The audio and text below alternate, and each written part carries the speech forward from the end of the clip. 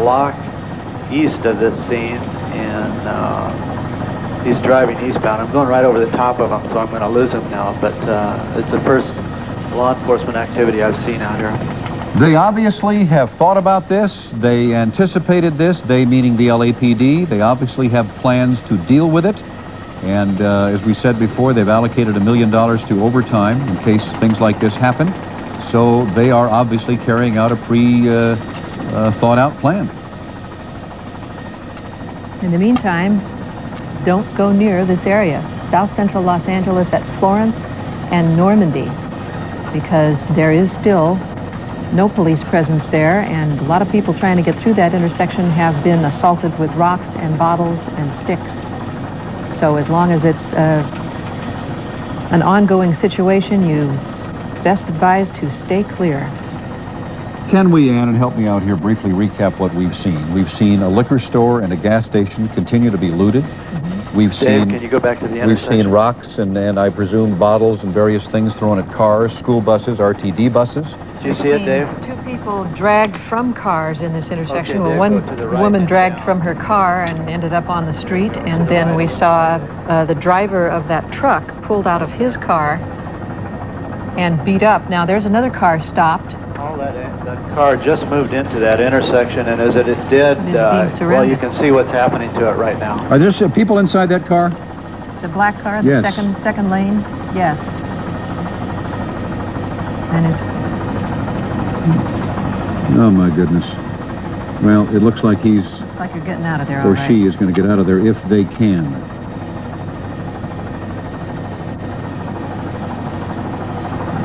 But still, there are things being thrown at the car, as you can see. We can't hear. I guess you can't hear either if guns are being fired or not. Ron? No, and we wouldn't hear those things if we were fortunate enough or unfortunate enough. We might see muzzle flashes, but we wouldn't hear anything. Somebody just tossed a bottle rocket. The people kind that of are a- being allowed to drive through this intersection are really in great danger. And I echo what Ann said. I wonder why that the streets around there have not been blocked off as yet. You would think that they would not expose seemingly innocent people driving through this intersection in their cars to this kind of violence. Well, hopefully the word is getting out on all the radio stations in town, too. If you drive and listen to your car radio, you'll get the word to stay away from this area. The rest of the neighborhood is perfectly serene and calm. As near as we can see, the blocks that surround this intersection are quiet. It would seem to just be... With the verdict, Sergeant Stacy Coon said only read about it. That's a structure fire, is it not, Ron? I'm sorry, you're blocked by another radio. Say it again, Paul. That looks like a structure fire to me. It sure does. It looks like a storefront, actually, Paul. We're going to move in here nice and slow. We've got a couple other helicopters with us, and we'll take a look at it. You can see that this thing is just really involved. Now, we've got units from the fire department that are just arriving in front of it. If Dave will pull back just a little bit, you'll be able to see the fire truck, the ladder truck coming. I see another engine behind it, and I see some paramedic truck, it looks like. Now, also right behind those, I see about 7 LAPD police cars. If we pan just a little bit to the left, Dave, I'm sorry, you'll see a whole line of police cars that have their red lights on, and it looks like they're setting up, or at least blocking the street at that point. And what they could be doing is just making sure that the firemen can... To be a firefighter or a police officer, their lives in extreme danger tonight, and our hats off to them, and we respect them and we appreciate everything they're doing. And we're working on a map to show you the spots around Los Angeles where you want to keep your family away tonight.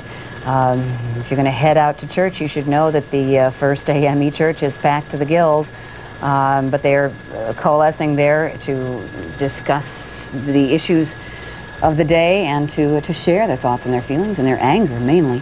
Earlier today, well, now we're going to stay on the Shot for Chopper 2. I see a sign on the side of the building that says TVs and VCRs. So, and we're told that something else major developing right now. Back to Parker Center. Jody Baskerville, is it still peaceful there? Jody Baskerville, can you hear me? Well, we've lost that shot. We're told something is happening at Parker Center. There have been several hundred demonstrators outside there. Earlier, they were pelting riot police with rocks and bottles. Then cooler heads prevailed, and they backed away. We're told right now by our producer that something is happening there. We're not sure exactly what. Apparently, we're not ready for that live shot. We'll go to it just momentarily. In the meantime, pull away. The car pulled up to us, started screaming at us and throwing full bottles of beer at our truck. And needless to say, we turned the corner and got out of there quickly. And Robert, what were they screaming? Long live Rodney King, justice for Rodney King, and other things that, you know, we probably can't say. And obviously the anger, the hostility, the bitterness, those feelings are there, and it seems that the anger is building. Could you tell if they were reacting to you as a member of the news media or if they were reacting to you as a white man? It's hard to tell. Maybe we look like police officers in a truck. I don't know. It's just as soon as they looked at us, I mean, you saw it. I tried to smile and wave, and I saw the anger and the fury in their eyes and their faces, and the beer bottles came flying, and the screams, you know, came with them.